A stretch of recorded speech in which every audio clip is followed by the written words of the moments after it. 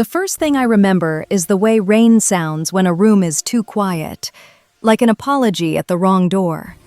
His hand was cold in mine, colder than the room, colder than the air I couldn't pull into my lungs. "I should have told you the truth years ago," he whispered. I watched his mouth shape those words. I watched them land between us like a glass falling in slow motion. My throat burned. I wasn't ready, but I'd run out of time for being ready. "I didn't come here to forgive you," I said. "I came to ask one last question." I felt the question like a stone I'd carried for a lifetime. "Why did you leave her?"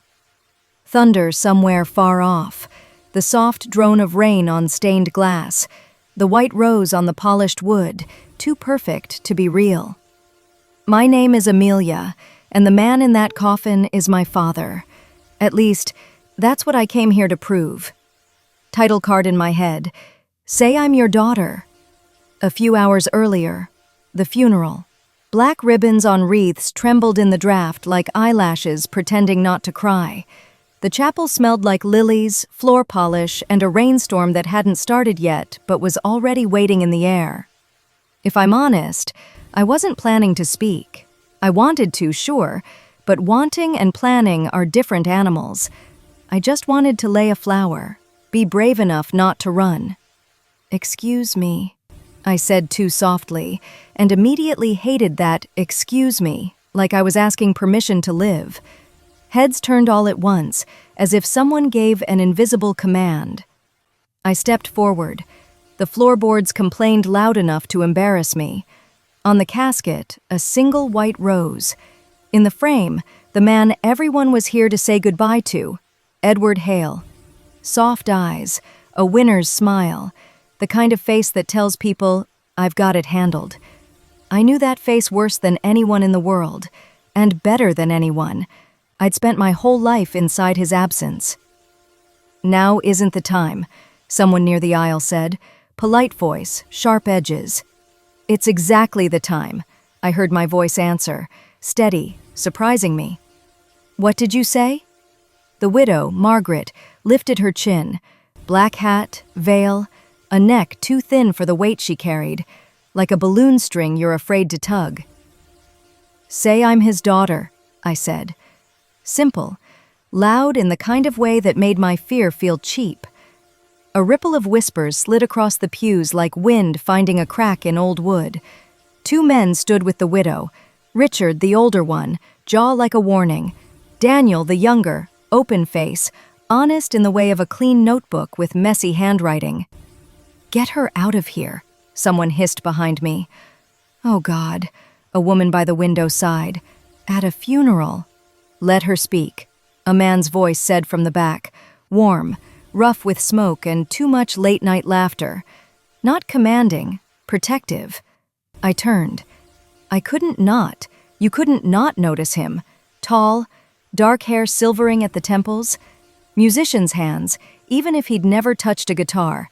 He looked at me the way people look at someone tied to their past by a secret, close enough to catch, far enough not to break.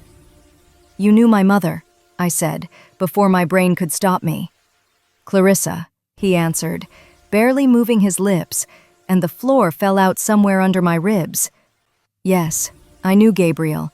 His name had been penciled into me since childhood, whispered by my mother when she thought I was asleep. Gabriel knows. Gabriel remembers. Gabriel will say it someday. "We are in a house of grief," Margaret said, managing to be frozen and polite at the same time. "You brought your spectacle into someone else's sorrow, miss." "Amelia," I said, and I walked into my own. I pulled a creased envelope from my bag and handed it to the family's lawyer, a careful man in a careful suit. He read a line, tripped, then read slower, like the words snagged in his throat. "When everything settles, I'll take you and our girl. I swear, Clarissa. E." "Forgery," Richard said. "Easy." "He could," Gabriel said softly, without force. And somehow that simple sentence was heavier than yelling. "Even if that's true," Margaret said, voice steady but thinner now. "Why today? Why like this? Because my whole life has been not now. My whole life has been whispering, I said. Today is the only day I don't have to explain why I want to say goodbye. And lay a flower, without stealing someone else's minute. Margaret studied me the way you study a stubborn child you can't help pitying. Then she gave the smallest possible nod. Lay it, she said. I walked to the casket. My flower wasn't white. It was wild, a cheap corner shop bloom. The woman who sold it told me, "These last longer than they look. Honesty's crooked like that. Sometimes it's prettier than perfection." I didn't touch the wood, just the ribbon, cool under my fingers. "Hi," I said in my head. "I'm late, but I came." When the ceremony ended, Gabriel found me in a narrow courtyard where the tiles smelled like wax and wet stone. We sat on a cold bench like two kids sent out of class for talking. "You're brave," he said. "I'm tired," I said. One corner of his mouth lifted, the kind of smile people make when they don't fully believe themselves either. "I should have done this for you years ago," he said, "but I didn't." "Why?" "Because I thought time would do it for me," he shrugged. "Time did. Just not the thing I wanted." Daniel came later, hesitant, kind, eyes still learning how to look at me. "If you need help," he said. "I don't know how any of this works, but I want to know who you are." I nodded. Too direct, too honest. Exactly right, after the funeral. I didn't sleep. Ceiling, silence. The kitchen at night has its own lungs, the fridge breathing, old chairs ticking like a fire long after everyone's left. I laid everything out on the table. Mom's photos, letters, 2 notes that just said, "I'm sorry. I couldn't," signed E. My mother and I had a private handwriting for silence. We talked weather and bread prices, but thought about him. In the morning, Gabriel called. I wasn't surprised. I just answered. "If you're willing, I'll tell you what I know," he said. "All of it. But first, coffee. Places where truth gets spoken should smell like coffee." We met in a cafe where the barista spoke to the machine like it had feelings. Faces on the walls, photographs of people whose eyes knew patience and laughter lived in the same room. We took the window table. "I'm not promising you a neat story," he said. "Not a fair one either, but a true one. And if there's a piece I don't have, I'll say, 'I don't know,' instead of pretending." "Deal," I said. He lit a cigarette, took a single pull, then crushed it without even inhaling. It wasn't nicotine. It was something for his hands to do while his mouth caught up. "I met Edward when we were both too young," he said. "He was the kind who runs a step ahead and then turns back laughing. 'Why are you slow?' People loved him for it, hated him for it too. Your mother? Clarissa was a light you don't notice with fireworks in your eyes. But once you do, you can't unsee it." He told me they met in the most ordinary place, like life's bad joke that turns serious. Edward already had Margaret, beautiful, icy, correct. Clarissa had me, stubborn, small, trained not to cry in front of strangers. They loved each other like people who believe it's both too late and now or never. That mix burns. It warms until it blisters. "I was there," Gabriel said, looking away. "I stayed when everyone wanted to leave. And yeah, I loved Clarissa, but she looked at me the way people look at the one holding the ladder while they climb to someone else. Then why stay? Someone has to pick up the pieces," he said simply. "I guess my hands were made for it." I listened and felt 2 things take a seat at the same table inside me: anger and relief. He talked about the fall when Margaret found out. Not everything, enough to start a war without gunfire. How Edward chose order, not because he'd stopped loving, because it's easier to be a coward than brave. How my mother vanished from their world like she'd never stepped into it, and stayed only in our tiny kitchen, in her chipped cup, in the quiet songs she sang when she thought I was asleep. "She thought about you always," he said. "Even her mistake was a way of trying to protect you." It's ridiculous, but that's how it was. And the letter? Why didn't he come? "He did," Gabriel said. "He was the one who answered the door when my mother pretended not to be home. Not once." not alone. Margaret came too, and Richard. They all came. No one walked in. I wanted to ask why he didn't walk in. I already knew. Some doors aren't doors. They're questions no one's ready to answer. "Your mother asked me to disappear," he said, wearing the saddest smile I've ever seen. She said, "If you stay, I won't be able to not hope." Hope was illegal then. "And you left." I did. For years I called that my moral victory, until I realized sometimes staying matters more than being right. We sat there by the window like two people waiting for the right rain. The first drops showed on the glass. Truth tastes like cold water after a long thirst. Strange for a second, then your body remembers. The Hales pretend nothing happened. They were good at pretending. Always had been. Margaret sent careful letters through the lawyer.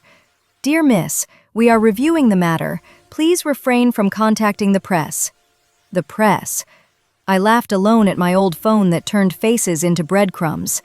Richard tried to shove me away. Fast, sharp questions at the notary. "Who are you? Jobs? Men your mother saw?" I answered patiently, older than my years. The angrier he got, the calmer I became. It was my new breathing. Daniel texted in short, sometimes clumsy bursts. "You okay? If you need a lawyer, I know one." Not sure I have the right to ask, but I want to know what your days look like. We met a couple times. Just a park. No agenda. Ducks arguing about importance. He told me about living in his brother's shadow, about learning to listen instead of convincing. He looked at me like a person, not a problem. For the first time, I felt like I had a family that didn't have to be mine. Margaret called one day herself. Her voice through the phone didn't sound as cold. Ice was cracking. Water was remembering its sound. "Come," she said. "Today, no lawyers, no scenes."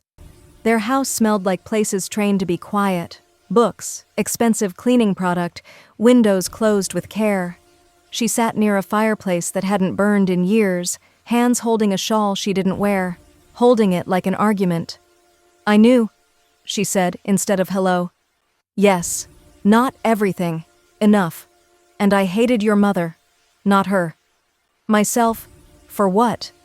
For not being the light he needed." Her eyes met mine. "For knowing and changing nothing. Should you have?" "I should have been a person," she said, "not a function. But we figure that out late. I'm trying to be honest now. I won't ask your forgiveness. I haven't earned it. But I'll ask you for one thing. Don't make my guilt your life." We sat a long time. She talked about Edward without legend, good until he had to choose, generous, not faithful to his words, loved because he always came back, even if he shouldn't have left. How Daniel learned silence and Richard learned to command with a whisper. The day she learned about me, she didn't say hate, she said despise, worse and truer. "I thought someone stole part of my life," she said. "Then I realized life isn't a pie you cut for bigger slices. It's air. There's enough. We just hold it in so others can't breathe, and we choke first." Something softened in me, not to her, to me next to her. We'd both been written into a story by men. We were both trying, however late, to write our own. Crooked lines, tears on the page. We started seeing each other more, not planned. Life kept putting us in the same places. He knew where thoughts behaved. I knew words that sat right on the tongue. We walked nameless riversides, sat on old benches where paint peeled like memories off bad days. He told me about young Edward, loud, unheard, funny, and frightening at once. About himself, stubborn, blind to his own feelings. About my mother, the way she laughed, not with her mouth but her shoulders, head tipped back when joy surprised her. "I thought I was saving her," he said once. Truth is, I was saving myself from decisions. That's the difference between kindness and cowardice. Hard to see outside, huge inside. "We all save something," I said. I saved my mother from my question.